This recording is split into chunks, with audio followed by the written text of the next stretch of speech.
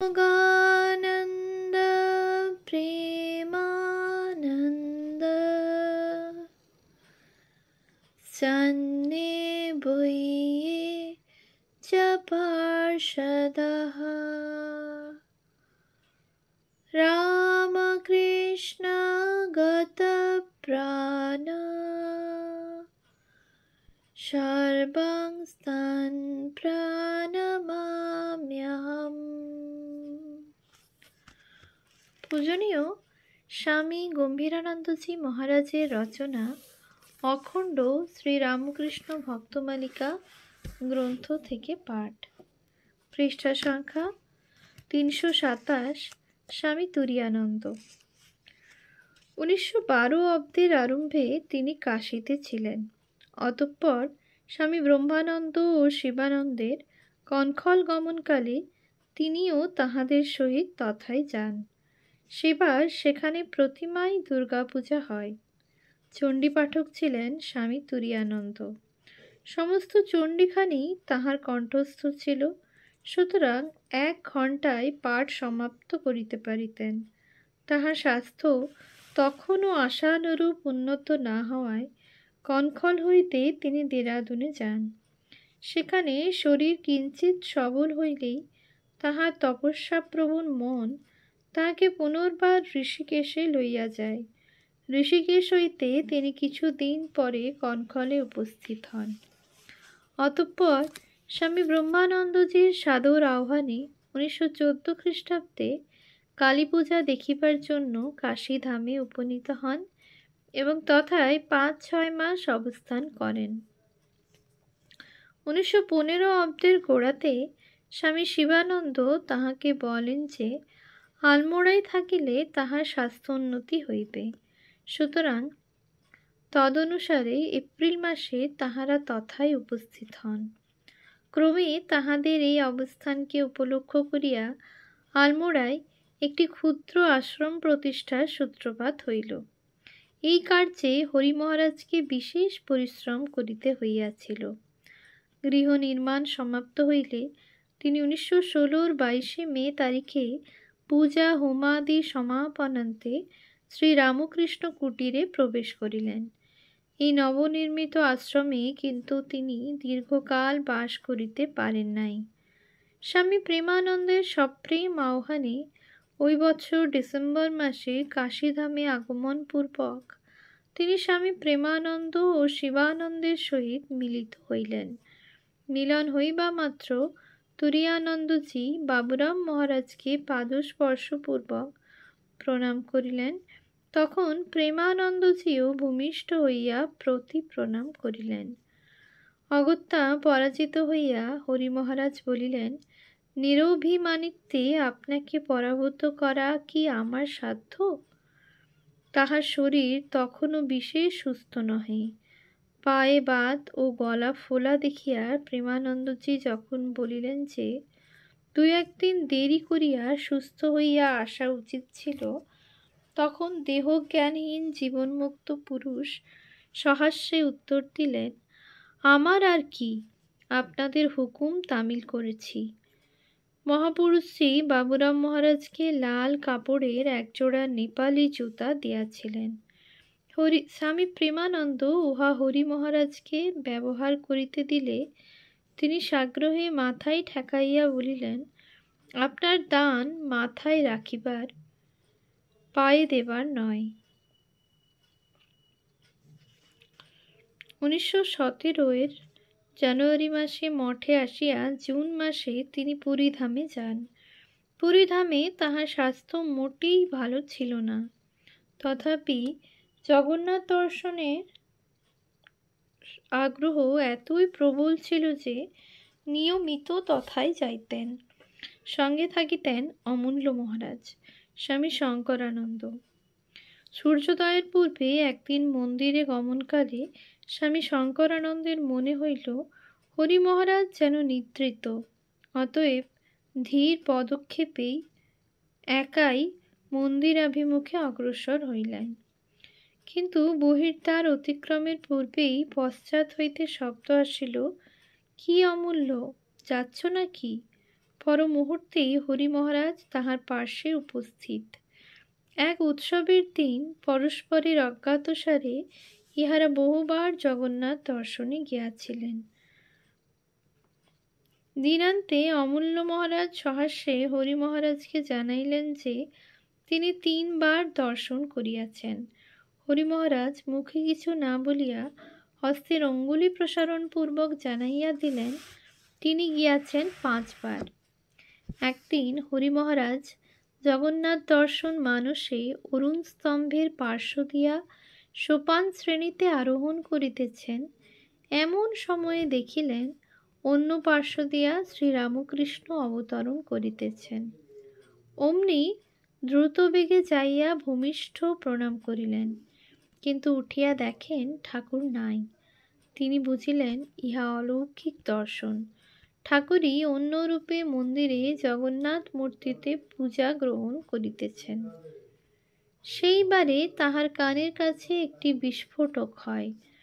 বহুমূত্রের জন্য রক্ত দূষিত হওয়ায় উহা ভীষণ আকার ধারণ করে এবং অস্ত্রোপচার করিতে হয়।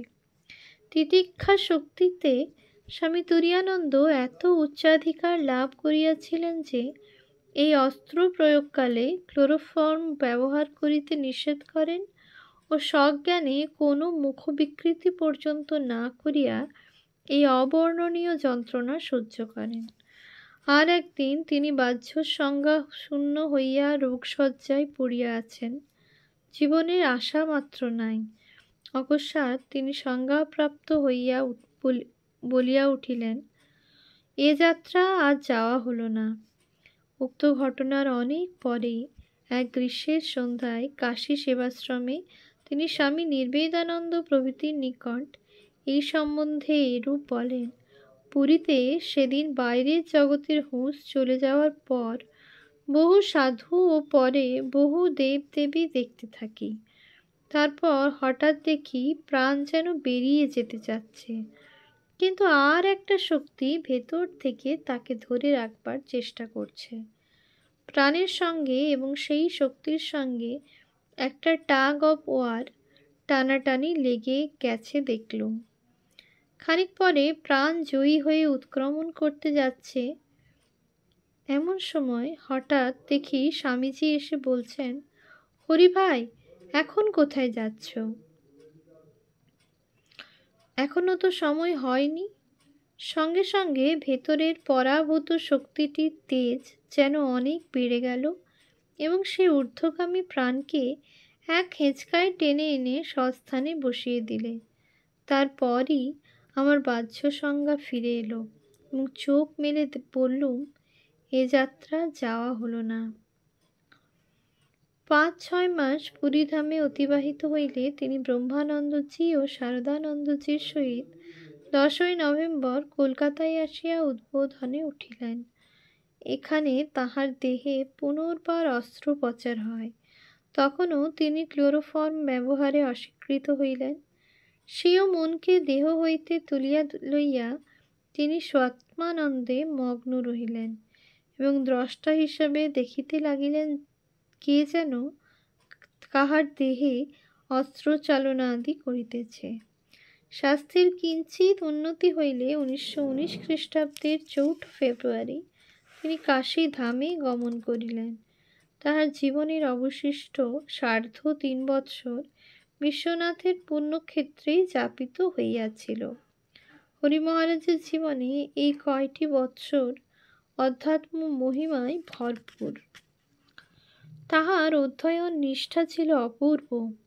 অসুখের মধ্যেও নিয়মিত পড়া চলিত। নিবিষ্ট মনে তিনি যখন অধ্যয়নে বসিতেন তখন সময়ের জ্ঞান থাকিত না।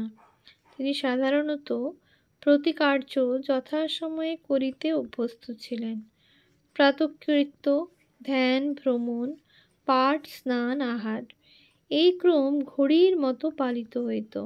কিন্তু অধ্যয়নরত হরি মহারাজকে সেবক সময়ের কথা বারংবার স্মরণ করাইয়া দিলেও এই উঠি বলিয়া ক্রমেই দেরি করিয়া ফেলিতেন। পাঠের পর তৈলমর্দনাদির সময় আবার পঠিত বিষয় আলোচনা করিতে করিতে তিনি বলিতেন, স্বামীজিও এরূপ করিতেন। এতে অধীত বিষয় চিরকালের জন্য আয়ত্ত হয়ে যেত। শাস্ত্রপাঠ শ্রবণেও তাহার বিশেষ রুচি ছিল। যথাসময়ে নির্দিষ্ট সাধু পাঠক উপনিষদ বা ভাগবত আদি শাস্ত্র পাঠ ও ব্যাখ্যা করিতেন। পাঠ শেষে হরি মহারাজ দীর্ঘকাল ধরিয়া পঠিত বিষয়ে নবালোকপাত করিতেন কিংবা শ্রোতাদিগের সন্দেহাদি নিরাশ করিতেন। নিজের ধ্যানাভ্যাস ও অনুভূতি সম্বন্ধে তিনি একদিন বলিয়াছিলেন যে, একবার তিনি নিদ্রা ত্যাগপূর্বক সমস্ত সময় ধ্যানে অতিবাহিত করার সংকল্প করেন। নিদ্রা কমিতে কমিতে যখন সম্পূর্ণ দূরীভূত হইয়াছে, তখন তাহার মনে পড়িল, নিদ্রার অভাবে স্বামীজির শরীর ভাঙিয়া গিয়াছিল। তাহারও নিদ্রা একেবারে চলিয়া গেল নাকি, ইহাতে দৈহিক পীড়াদি হইতে পারে ভাবিয়া তিনি চেষ্টা করিয়া আবার নিদ্রাকে ফিরাইয়া আনিলেন। জিত ও নিদ্রাবস্থায় তিনি 7-8 দিন ছিলেন। এই যোগীরাজকে গুরুভ্রাতারা কিরূপ শ্রদ্ধা করিতেন, তাহার একটি দৃষ্টান্ত দিলে মন্দ হইবে না। তখন 1921 খ্রিস্টাব্দের প্রারম্ভ। স্বামী ব্রহ্মানন্দ কাশীধামে রামকৃষ্ণ অদ্বৈতাশ্রমের এক প্রকোষ্ঠে উপবিষ্ট আছেন। এমন সময়ে স্বামী শারদানন্দ প্রমুখ সন্ন্যাসীবৃন্দ গঙ্গা স্নানান্তে তাহাকে প্রণাম করিলে তিনি অকস্মাৎ বলিয়া উঠিলেন, দেখো শরৎ, আমার ইচ্ছা হচ্ছে হরি মহারাজকে প্রণাম করতে। এমন মহাপুরুষ দুর্লভ। দুরারোগ্য ব্যাধির কথা ভুলে তিনি কেমন সুস্থ আছেন। অতঃপর হরি মহারাজের ঘরের পার্শ্ব দিয়া ফিরিবার পথে স্বামী শারদানন্দের মনে হইল, এই সুযোগ ত্যাগ করা উচিত নয়। অমনি অতর্কিতে গৃহে ঢুকিয়া হরি মহারাজকে সাষ্টাঙ্গ প্রণাম করিলে তিনি জিজ্ঞাসা করিলেন, কে?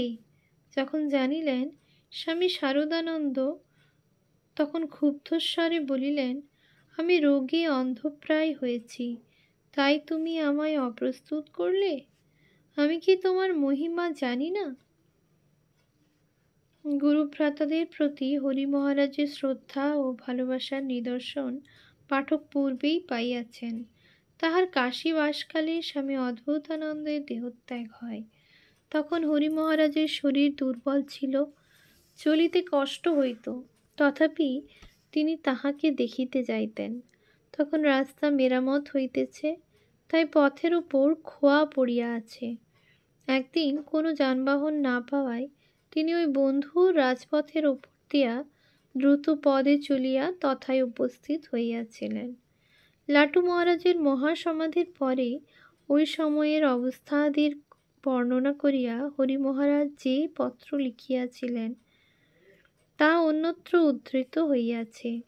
উহাতে শুধু লাটু মহারাজের অতি উচ্চ অনুভূতি মহিমায় খ্যাপিত হয় নাই, পত্রের প্রতি ছত্রে হরি মহারাজেরও উচ্চ ভাব ধারণার ক্ষমতা, গুরু ভ্রাতৃপ্রেম ও পরগুণগ্রাহিতা দৃঢ়াঙ্কিত রহিয়াছে। সেবকদের সহিত তাহার সম্বন্ধ এবং আচরণ ছিল অপূর্ব। এই বিষয়টি স্বামী ব্রহ্মানন্দের কথার অনুধাবন করিলেই সম্যক উপলব্ধ হইবে। একদিন জনৈক গুরুভ্রাতা যখন কোনো সেবক সম্বন্ধে মহারাজের নিকট সমালোচনা করেন, তখন তিনি এই বলিয়া উত্তর দেন যে, সেবকদের নিকট শুধু সেবা দাবি না করিয়া তাহাদিগকে কিছু ধর্মভাব দেওয়া আবশ্যক। হরি মহারাজের নিকট তাহারা ঐরূপ পায় বলিয়া সেখানে পড়িয়া থাকে। বস্তুত সেবকগণ যতক্ষণ তাহার নিকটে থাকিতেন, ততক্ষণ তাহাদের মন এক উচ্চ রাজ্যে বিচরণ করিত। ইহার মহিমা উপলব্ধি না করিতে পারিয়া তাহারা ঘটনাক্রমে অন্যত্র চলিয়া গেলেও এই আকর্ষণ তাহাদিগকে পুনঃ পুনঃ দূর দূরান্ত হইতে তৎসকাশে লইয়া আসিত। তিনি সেবকদিগকে বলিতেন, তোদের দায়িত্ব আমার উপর, তাই তোদের কল্যাণের জন্যই বকি। তিনি একদিকে যেমন অতি কঠোর ছিলেন, অপরদিকে ছিলেন তেমনই কোমল। একদিন যথাসময়ে সেবক তৈলমর্দনের জন্য না আসায় হরি মহারাজ অপরের দ্বারা কার্য সমাধা করাইতেছেন, এমন সময় সেবক আসিয়া উপস্থিত হইলেন। অমনি ভৎসনা নামিয়া আসিল বজ্র নির্ঘোষে। উহা সহ্য করিতে না পারিয়া সেবক কাঁদিয়া ফেলিলেন। তৎক্ষণাৎ হরি মহারাজের সে ক্রোধের অভিনয় কোথায় ভাসিয়া গেল। অতঃপর আশীর্বাদ ছলে সেবকের মাথায় হস্ত স্থাপন মাত্র সেদিন সেবক অনুভব করিলেন যেন স্নেহের সহিত সেই হস্ত অবলম্বনে বিদ্যুৎ প্রবাহবৎ এক অধ্যাত্ম শক্তি দেহ মধ্যে প্রবেশ করিতেছে। ওম শান্তি শান্তি শান্তি। হরি ওম তৎসৎ। শ্রীরামকৃষ্ণার্পণমস্তু।